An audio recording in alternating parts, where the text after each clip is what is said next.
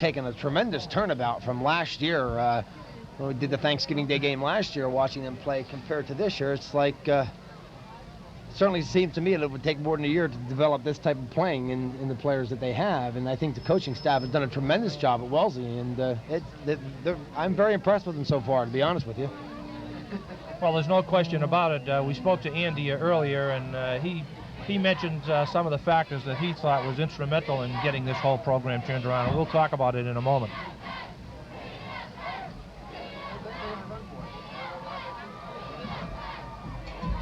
Kevin Reel in motion, and it looks like Needham has stopped them. Oh, no, they haven't.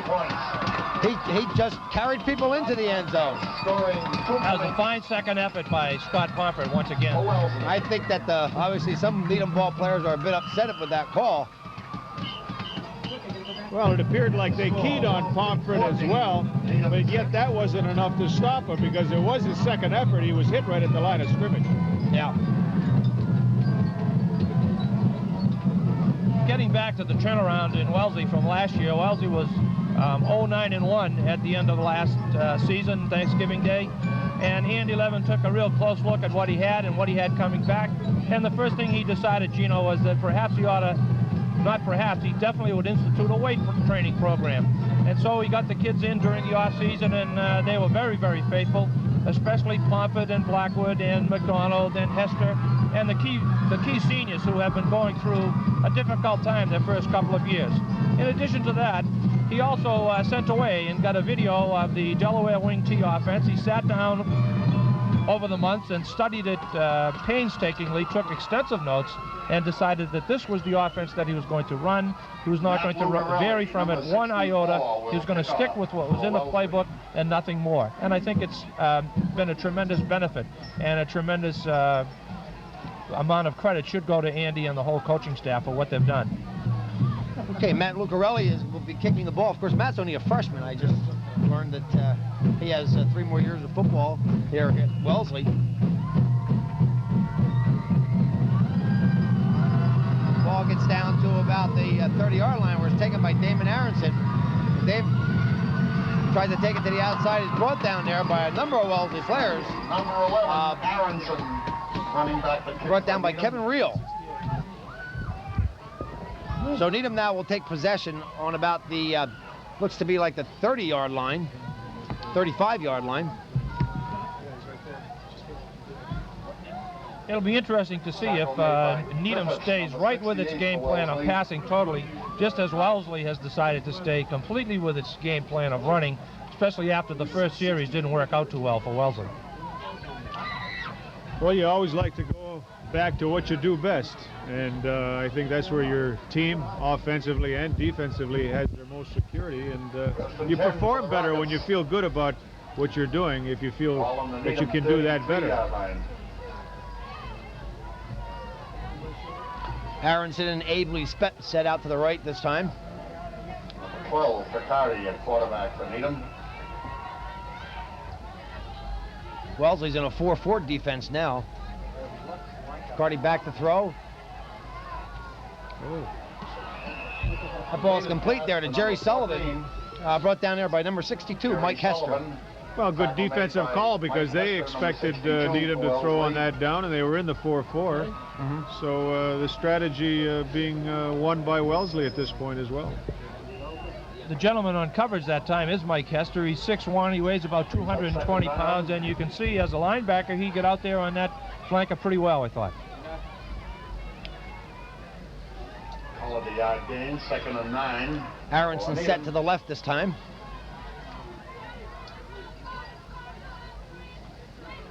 Timeout on the field to change the ball. A quick aside, I was talking to Ted Tripp, and Needham brought 5 brand new balls, and Wellesley intends to use 5 brand new balls as well during this inclement weather here today.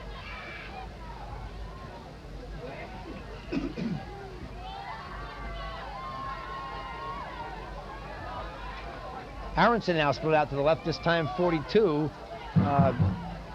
In motion, flags are on the play. That could be holding wide open. Nice play. And it might be brought back. Tim Dardinsky, number 44, a sophomore. Dardinsky, number 44, tackled by Leon Holt. It'll be brought back because the motion man turned upfield too soon, unfortunately. But what a nice pass pattern being run by the Needham offense. Had their man wide open. When you get a guy open like that, that means that everybody did their job. And a penalty against Needham. Again, we still can't, or I can't figure out who 42 is, and I'm sorry about that. We'll see if we can attempt to find out at halftime who 42 is. We don't seem to have that on any information that we have. 5-yard penalty against the Rockets. So a big setback for Needham there at nice play that was wide open. Dardinsky brings up a 2nd down, 14 yards to go now for Needham. Again, Damon Aronson comes set to the left this time, and Kevin Abley out to the right.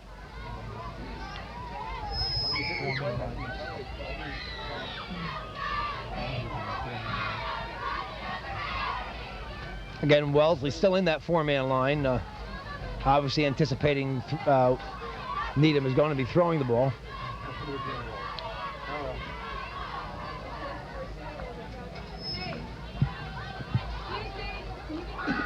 Might have been a bit difficult to cover Dardinsky. He might have made a cut to the outside, and the coverage man might have slipped. No, I think it was just a blown coverage from what I could see. Abley in motion. Draw this time to number 14, Jerry Sullivan, and he picks up close to 13 yards on that play. 10 yards on that play. It looks like it's going to be a 3rd down and about 2 or 3. That was a well-run draw play, and usually, a team that passes a lot, it's important that you run good draw plays because you're going to be called on at times to have to pick up yards on the ground, and they'll do it that way. And the thing that makes a good draw play is patience. That back doesn't move too soon, the quarterback doesn't give it to him too soon, so it shows. So it was well run. The two running backs, of course, for Wellesley are sophomores, and they're 2 nice running backs. What's this? Looks like Wellesley stopped them on that play by number 62, Mike Hester, and number 53, Mike Haid. 62, one of the Wellesley tacklers.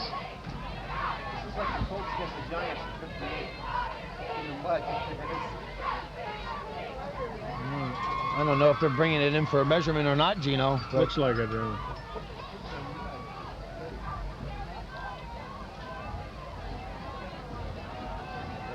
Might offer the Needham coaching staff a decision to make here as well. Counting down into the 2nd quarter, 5 minutes, you're at midfield. You want to try to hold on to that football, so if it becomes 4th down and inches, might see them go for it. I can recall this situation many times where I want to go for it, and my assistant coach will say, no way, so I don't know what Needham's going to do. It'll bring up a 4th down and 1 yard to go for Needham. When I was an assistant coach, I always said go for it because I had nothing to lose. Bringing in the refrigerator, huh? Yeah, that's Ken Bowers, number 99. Are they going to give him the ball? He was a fullback, actually, his freshman year. Actually, I coached these seniors. It was my last year of coaching, freshman coach. And at that time, Ken was a fullback. He's definitely in there. He's almost a whole house.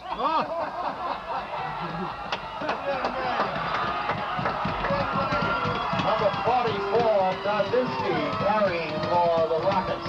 Brought down by number 53, Mike Hay. We saw the Bowers slipped, and Dardinsky was over top of him and still held him up. He might have been able to pick that up had he not run into Bowers, who had slipped. He slipped, right. He was trying to get going, and his feet went right out from under him.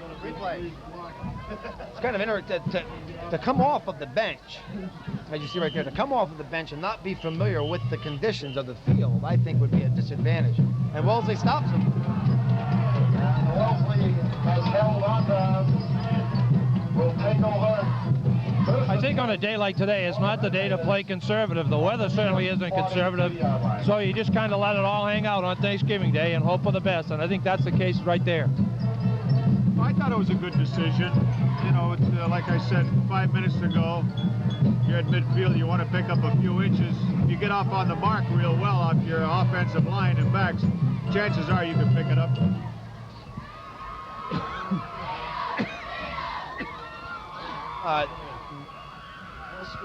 Needham has moved their linebackers up. That's well, they're of course are still in the 4-4. getting pretty sloppy in the center of that field there, as you just saw that Scott Pomfret didn't have too much traction, and no one really brought him down. He just kind of slipped. That's a good point, George. It almost would require you to get to the outside there and try to get that ball in that left hash mark where you get some traction. I wouldn't be surprised to see Leon Holt going left or going right on this play. Ball on the Needham 42-yard line. Spezzano split to the left, full backfield.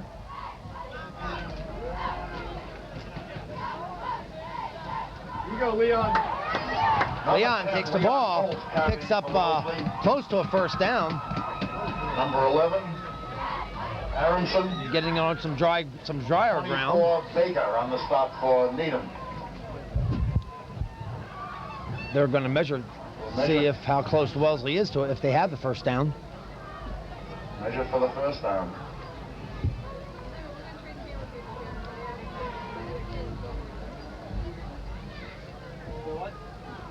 And they have it by the front of the ball. Got it. It is a first down for Wellesley. Line of scrimmage will be the Needham 32-yard line. First and 10 for the Red Raiders. You know, we looked at the Pomfret, his running ability all year, but Leon Holt has had a tremendous first half already, and certainly Kevin Reel has had a good half at running the ball. Well, he could be a nice counterpart for a back like Scott, you know, to have him go up the middle and have a guy with his ability to go to the outside. Hand off the off tackle this time to Pomfret, and he's twists and turns, picks up about 8 more yards on the play. 41. Kevin Abley making the You heard stop the for old Needham. saying, Mr. Inside, Mr. Outside. Well, that really is the way it goes because they complement one another when you have that kind of talent. Second down and about 2 yards to go. 25-yard line. Second down and 3. Spezzano split to the right this time, full backfield.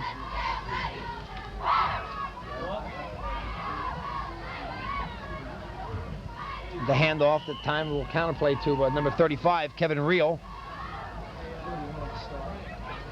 Kevin Reel, 35, carrying for Wellesley. I think any of our viewers who are astute at the game and happen to see Natick Wellesley either on cable or in person would have seen that Kevin Reel and Leon Holt made 2 exceptionally fine plays in that particular ball game. Ball on the 24-yard line.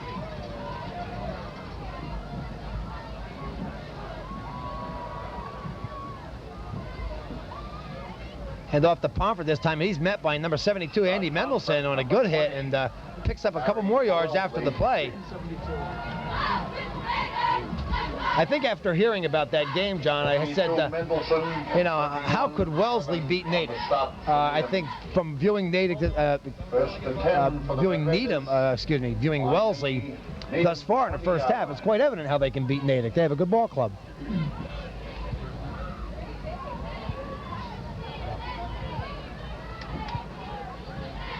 Hand off this time to Pomfret. Looks like he's close. Number 20.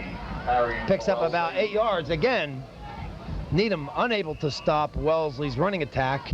And Wellesley takes a timeout. 69, Brian Sullivan. Brought down again by 69, Brian Sullivan.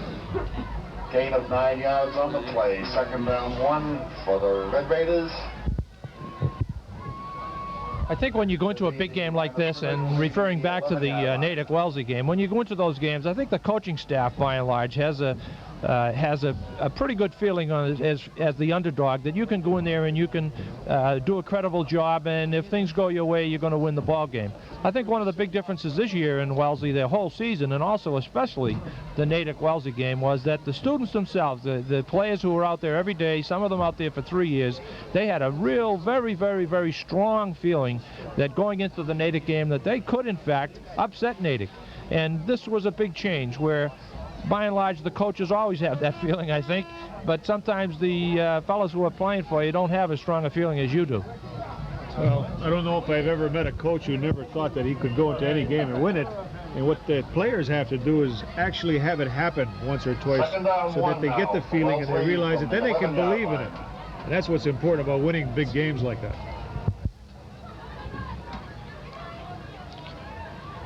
Hand off that time to number 10, Leon Holt. Brought down by number 69, Brian Sullivan, inside linebacker.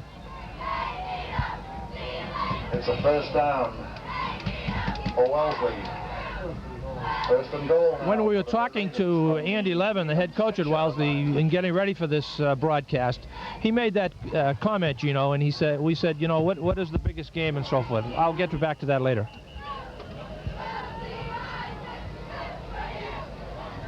Appears to be officials' timeout again. The official trying to get some room in the end zone. The fans who are getting on the end line there. In anticipation of a pass, which I don't think we have to be concerned with or Needham.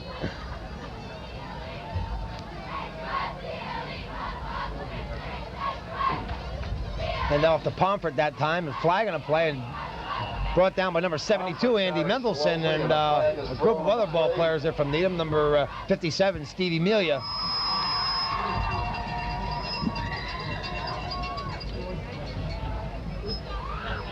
You know, speaking of Wellesley's upset, of course, Needham had a very big upset this year too against Framingham North, who was undefeated at that time. They were tied for first place in the Bay State League, and Needham managed to pull off a very big victory against Framingham North. And so both teams have experienced victories against good teams this year. And we at the beginning of the game, we felt that looking at the records and looking at what teams have done, that Wellesley had a bit of an edge in the game. And I think that's proven to be the point so far today, that Wellesley has been able to establish a running game and keep it going, and Needham has been unable to stop them, and they have to make an adjustment at halftime to stop the running game. Well, there's no question if they couldn't have established a running game that they were going to be in trouble. Yeah. Handoff that time to number 10 again, Leon Holt. Carries for Wellesley. Brought down here by number 51, Eddie McGovern. A gain of about 6 yards on the play. 1 minute and 41 seconds left to play in the second quarter here. Another timeout. We have second down and about 6, it appears to be, for a Wellesley touchdown if they can get it in. During this timeout, if I could get back to Gino's point about the kids have to experience some success. Well, that certainly is the case. I was talking to Andy about his season and so forth, and he said, well, we worked hard from last Thanksgiving getting ready as far as physical size is concerned. Then we put in the Delaware wing tee, and then we have 3 scrimmages preseason, and then it all comes down to that first ball game, and they get off to a very good start against a very good Brookline team, and like you had said, they did experience some success early, and I think that's held in good stead for them as the season has gone along. Well, what else that does, John, is whatever the coaches are trying to, I shouldn't say sell, but whatever they're trying to teach them comes to fruition then when they do win, because then they start believing in everything that the coaches are saying, even though the coaches know if you do what I'm telling you, we'll do this. But they have to realize it, then they start having confidence in their coaching and in their teaching. Leon Holt in motion, handoff to Pomfret that time. Appears to pick up about 3 yards on the play. Third down and about 2. 3 yards on the play. We'll call it the 2-yard line now. Third down, goal to go for Wellesley on the Needham 2-yard line. 1 minute and 24 seconds left to play. Wellesley appears to be going with a semi-huddle.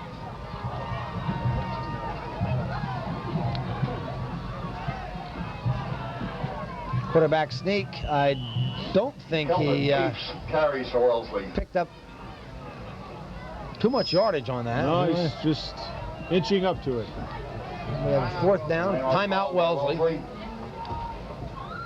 I guess I can let you know at this time about one of Wellesley's plans for this particular game, because there's no way we can get it over to Needham, I don't think. And that is that they had worked all week on the concept of going without a huddle. They had 9 audibles that they were ready to deal with if it was good weather and the footing was good. And I think that perhaps they're going to abandon it for today. But they did have this in their repertoire and were ready to use it if the time arose. And so far it hasn't come about, and I think it's primarily because of the poor footing conditions. But if they did work on it, John, it may pay off right here, because if they're out of timeouts right now and they are unsuccessful on this play, they may have to go to an audible to get off a couple more plays with just a minute to go. So that kind of practice pays off you never know when the circumstance or the situation is going to arise. So it's nice to be prepared for it. Well, we do have 4th down and about, looks to me like a half a yard, Gino. This certainly would be a very big boost to Needham if they stop them, and obviously a very big boost for Wellesley if they make it. Touchdown. And they go to Pomfret at time, and Pomfret carries it in.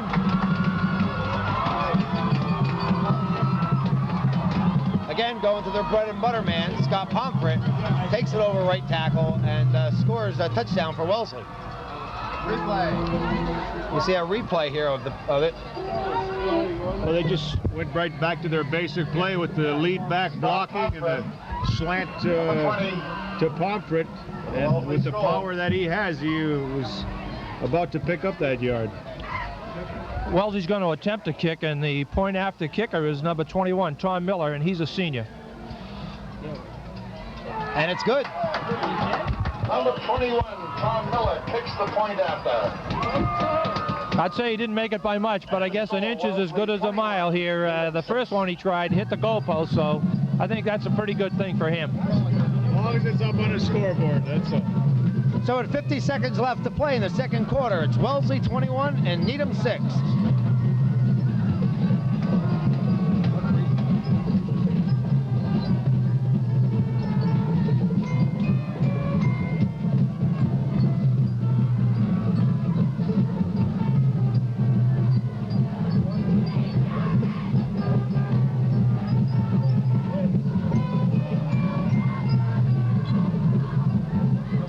You know, looking at the personnel there on Wellesley's team, they have very few seniors. They must have, I would say, how many? 10? 5 seniors? 5 senior starters.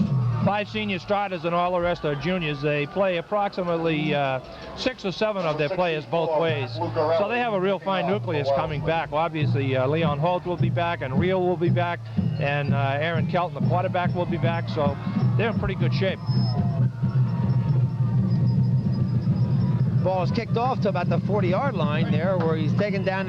Mike Gary, number 36, is hit by a number of ball players, and 52 seconds left to play. This ball's on about the 39-yard line. What do we do in a situation like this, Gino? Does Needham go after it all, or do they go in 21-6? What do you think?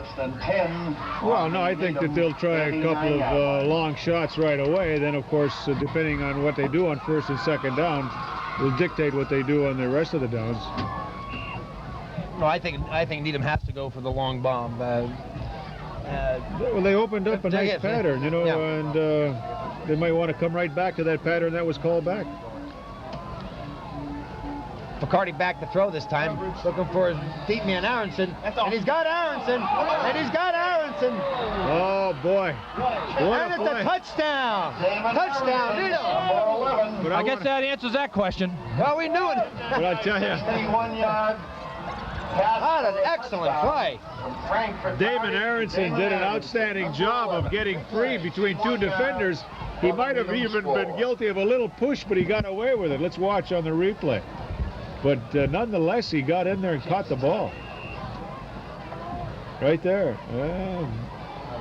Right between 2 defenders. No doubt of Picardi's ability to throw the ball. Well, right there, you know, the coach has to look at it and say, you know, we defended it, we had the guys in position, but yet it was a great individual play by a player. Yeah. And you have to acknowledge that. It really was. You really can't come down on the team or the players. Just he got outperformed by an individual player. Now, of course, does Needham go for 2, or does Needham go for 1? Whether I got that, take a look at it. Yeah. Well, I would think they got to go for 2. You know, they got to get back into reach for you know, a possible touchdown, either tying or winning it. Should it get down to that towards the later stages of the game. Last year they had a good field goal kicker, and certainly he was a factor. But this year, of course, under these conditions, that doesn't seem to be very feasible. Well, it all depends on what kind of kicking talent you have. You know, that dictates too. Sure. And then you take into consideration the conditions, and along with that you make your decisions. The fact that you missed on your first attempt, You want to try to get that back. The only way you can is by a 2-point here. So I would expect that they'll try for 2. It looks like they put it on the left hash, and I would envision probably a roll out right, and then maybe coming back to the backside with Aaron, number 11 from Needham.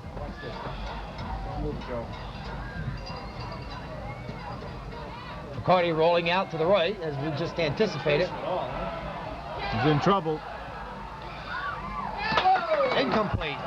Good defensive play by Wellesley there. Broken up by Leon Holt, number 10 for Wellesley.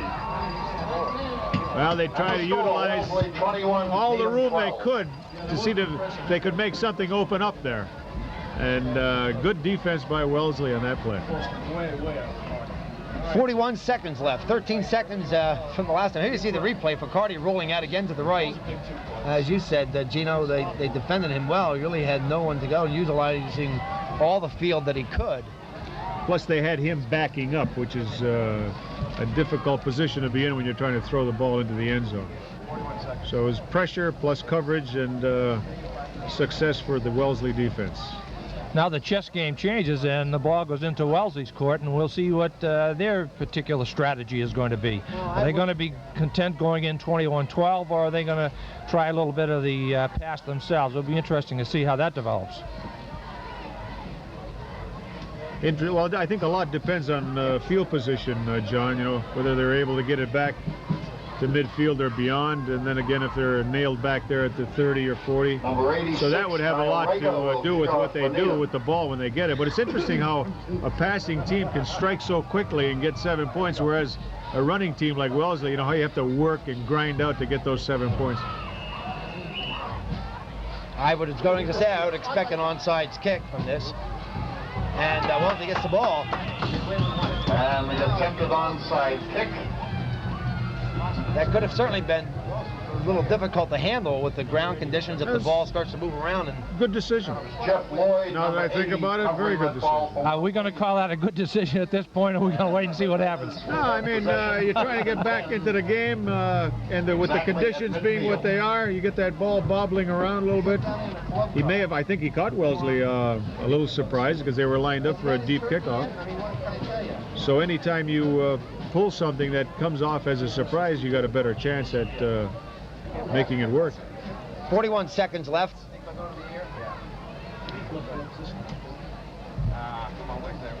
Number 35, Kevin Reel. Bumble. Carrying for Wellesley. The official on top of the ball calls it Wellesley Gain of ball. about 3 yards on the play. I got to think, John and Joe as well, that Needham was thinking that should they not recover the onside kick, that with just less than a minute to go, that they weren't too concerned about Wellesley trying to go to the air, because they're going to stay on the ground and they just have to stop them on the ground. Yeah, of course, Wellesley still does have a 9-point lead, so you know, they have been in command of the first half, and you know, I think it was a good decision on Coach Johan's part to do that. Second down.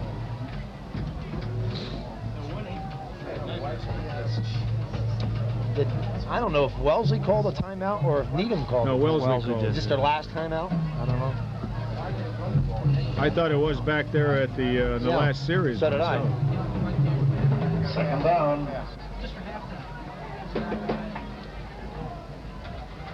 Lozano split way out to the left. Reel in motion. He's going to throw the ball.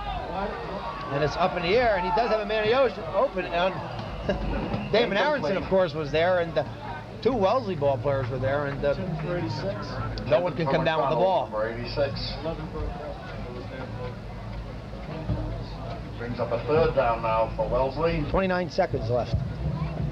From the Needham 47-yard line.